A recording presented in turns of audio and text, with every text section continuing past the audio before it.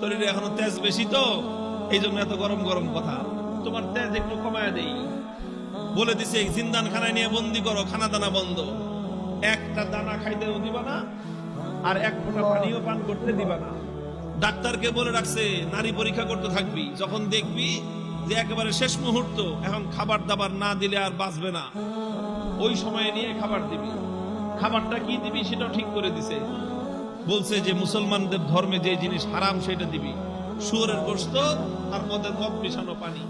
আল্লাহকে বললাম যে আল্লাহ, তুমি পরীক্ষা করতেছো তোমার বান্দার, যে তোমার বান্দা তোমাকে, তোমার দ্বীনকে, তোমার রসুলকে, তোমার রসুলের আদর্শকে কতটা ভালোবাসে, তুমি এটা পরীক্ষা করতেছো। আর এই পরীক্ষা করার জন্য জীবন দিছো মাত্র কয়টা?